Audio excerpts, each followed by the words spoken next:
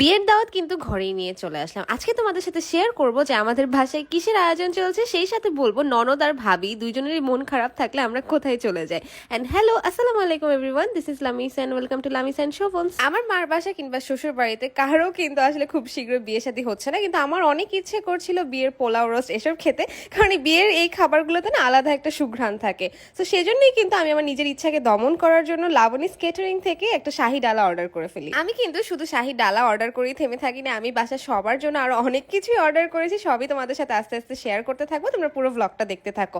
আর হেল্পের সময় সবসময় তো আমার জামাই শোভন থাকবে, সে কিন্তু আমাকে এসব খুলতে অনেক বেশি সাহায্য করছিল। শাহী মোরগ পোলাও ডালাটা 4 জনের হলো, তোমরা কিন্তু ইজিলি 5-6 জন শেয়ার করে খেতে পারবে। এখানে কিন্তু চিকেন ছাড়াও কাবাব ছিল, ডিম ছিল আর সালাদ তো ছিল। আমি কিন্তু আপুর পেজ থেকে ঝাল মিষ্টি সব রকমের খাবারই অর্ডার করে ফেলেছিলাম, কারণ ঝাল খাওয়ার পর মিষ্টি মুখ তো করাই লাগে, আর ডেজার্ট না খেলে কি খাবার কখনো ফুলফিল লাগে বলো তোমরা?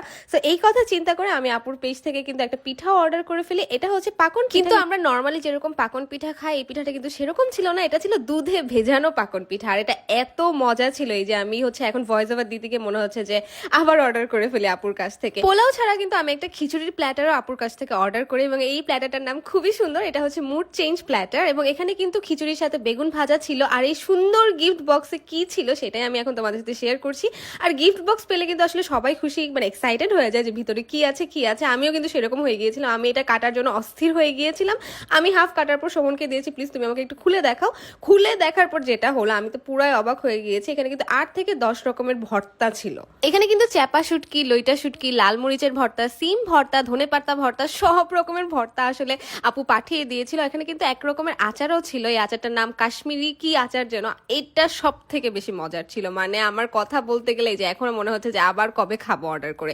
তো তোমরা যারা ঘরে বসে থেকে এরকম শাহী খাবার দাবার খেতে চাও, শাহী খাবারের ফিল নিতে চাও, সেই জন্য কিন্তু অবশ্যই আপুর পেজ থেকে অর্ডার করে দিও। আমি কিন্তু ক্যাপশনে বা কমেন্টে আপুর পেজ লিংকটা দিয়ে দিব। তো এখন আসি খাবার দাবারের পালা, কারণ এতক্ষণ খাবার নিয়ে বসে থাকা কোনোভাবেই সম্ভব না। সবচেয়ে প্রথমেই তো আমার চোখ চলে গিয়েছিল এই ফুল চিকেনটার দিকে। এটাকে কেটে কুটে সবাই মিলে ভাগ করে তো খেতে হবে, তাই না বলো?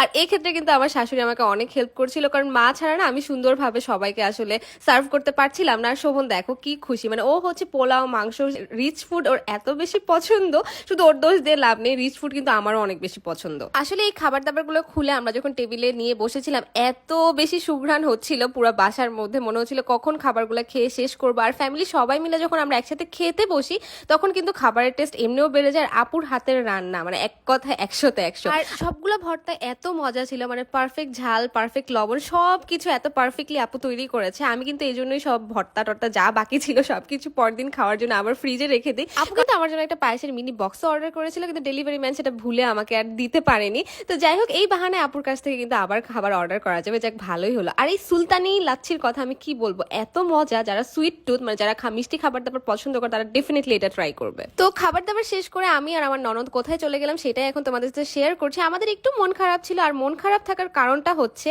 যেহেতু বন্ধের দিন ছিল সেই দিনটায়, আর বন্ধের দিনে বের হতে গেলে কিন্তু আরেক ভোগান্তিতে পড়তে হয়, এত বেশি জ্যাম আর সব জায়গায় এত বেশি ভিড় থাকে, তাই দূরে কিন্তু কোনো জায়গায় যাওয়ার প্ল্যান করা হয় না তখন। আমি আর আমার ননদ আমাদের দুইজনের মধ্যে কিন্তু মাশাআল্লাহ অনেক ভালো বন্ডিং, আমরা কিন্তু একসাথে ঘোরাঘুরি করি, খাওয়া দাওয়া করি। আমরা চিন্তা করলাম যে দূরে যেহেতু যেতে পারবো না, কাছেই কোনো সুন্দর জায়গায় যাই, মুভি দেখি বা রেস্টুরেন্টে গিয়ে খাওয়া দাওয়া করে আসি। তো যেই ভাবা সেই কাজ, আমি আর ইউকা মিলে চলে গেলাম সনি সিনেমা হলে, এবং সেখানে গিয়ে মুভি আর দেখা হয়নি, কারণ কোনো ভালো মুভি তখন চলছিল না। এই জন্য আমরা চিন্তা করলাম যে প্রথমে একটু ঘোরাঘুরি করে দেখি যে কোথায় কি আছে। তাই ভোগে গিয়ে প্রথমেই হচ্ছে বিভিন্ন জামা কাপড় দেখলাম। আমার যে কোনো জামা কাপড়ের শপে ঢুকলে কিন্তু আমার মনে হয় যে কিছু না কিছু কিনতেই হবে। তো যাই হোক, নিজেকে অনেক কষ্টে কন্ট্রোল করেছি সেদিন।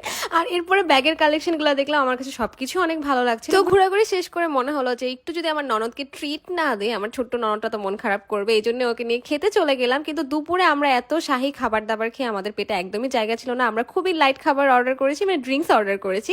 আর কোল্ড কফি আমার আর ইউকার দুজনের কিন্তু অনেক পছন্দ, সো আমরা এটা খাবার জন্যই বসে গেলাম। আমার মনে হয় সম্পর্কগুলো এভাবেই মেনটেন করতে হয়, আমি 50% দিব, আমার পাশের মানুষটা 50% দিবে, এভাবেই কিন্তু একটা সুন্দর রিলেশনশিপ মেনটেন করা যায়। তারপরে দেরি না করে কিন্তু আমরা আসলে বাসায় চলে গেলাম। আজকের মতো ব্লগ কিন্তু এ পর্যন্তই, কেমন লেগেছে তা অবশ্যই জানাবে। Thanks for watching, tata, bye bye, Allah Hafiz.